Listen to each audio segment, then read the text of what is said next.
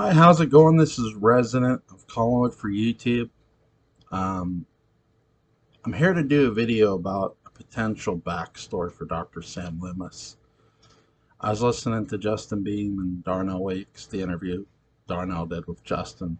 Shout out to them. For me, and I want to explain this because this was always terrifying to me.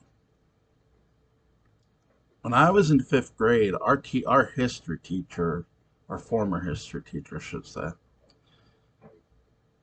had showed us a documentary video about the Holocaust, and you saw these bodies that were skin and bone that were just made you shake your head. It's even hard to talk about now. And I remember something the doctor had said.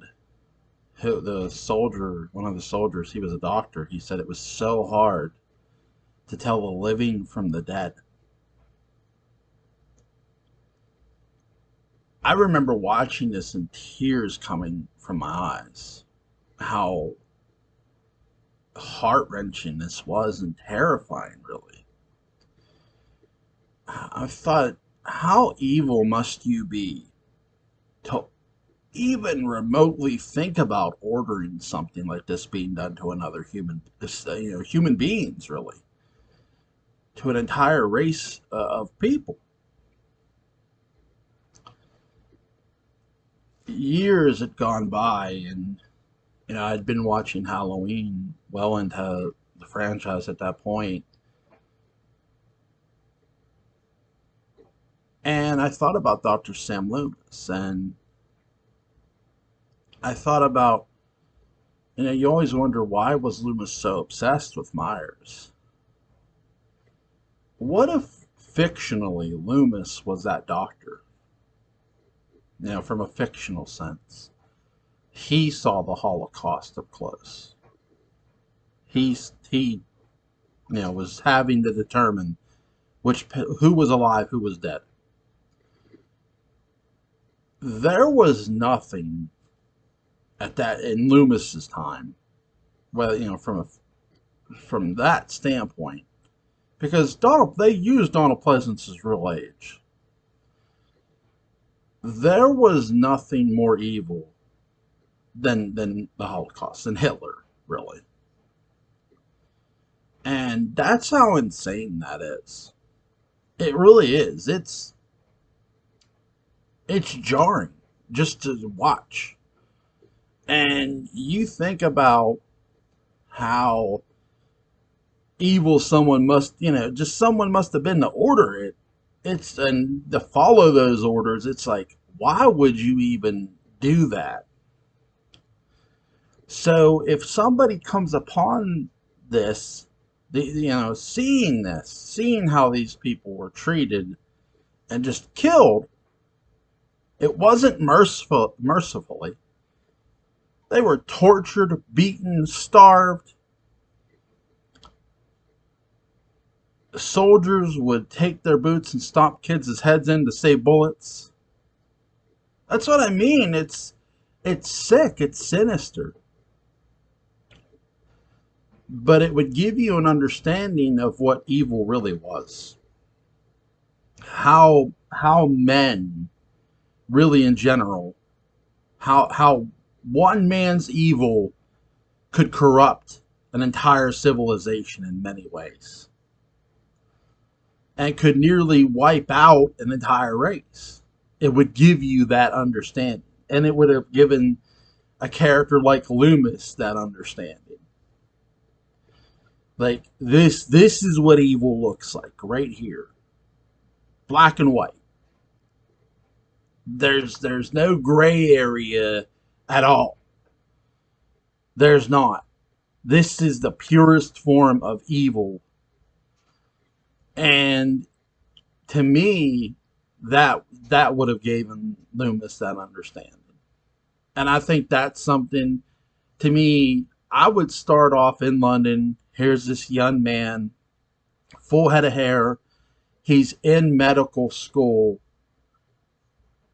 as World War II is beginning, and then London gets bombed, and then he enlists, and that could be part of that story. I definitely think that I don't think Loomis looked at every patient and said, "Oh, you're evil." No, no, but I think damn sure Loomis knew what evil was because he saw it up close, long before he ever met Michael Audrey Myers. Long before. Now, whether you use the Holocaust as an example or not, he knew because he saw something. And that's just my point of view. He saw something. And that would be the one thing I could think he would have saw that would have helped him realize this. I remember my grandfather who had served in World War II, and he said soldiers hated Hitler. And you get an understanding of why when you look into history of why that is. You know, it's not it's not something that wasn't deserved. Let's put it that way. It was damn sure deserved that man was hated. Um, and I think that's the thing that, is that pushing the envelope? Sure, sure, but in the same sense, when you talk about evil, the evil of Michael Myers, Loomis, I don't feel Loomis imagined Michael's evil or how evil Michael is. I really don't. So I honestly think that Loomis saw something, and to me, that something would have been the Holocaust. Now, again, if you use that, okay, but that would have been that something. And again, it was jarring to see it in a classroom. For me, I just thought, wow, why? How could you? It, the inhumanity of it. I mean, literally, it is. It's inhumane in every fucking way. It just is. Um, so to me, though, that would be the one thing that Loomis would have saw or could have seen, you know. And again, I think you start this off as a young man who's in college. He's very carefree, and he's very smart. He's got a girlfriend. Life seems normal, and then World War II happens.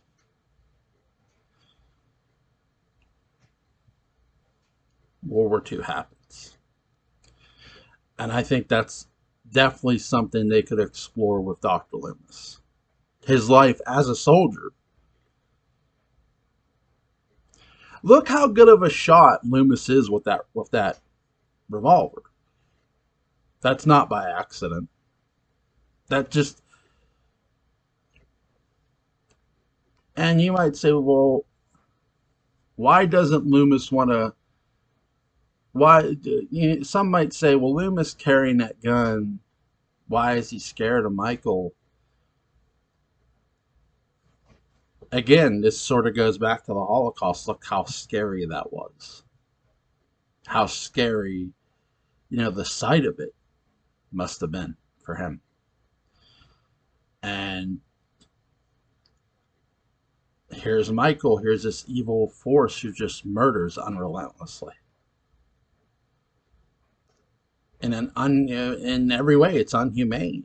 In a lot of ways, I think Michael is that form of evil. The closest thing he has seen to evil since the Holocaust is Michael Myers, and that's just my point of view of it. If you disagree, you're welcome to.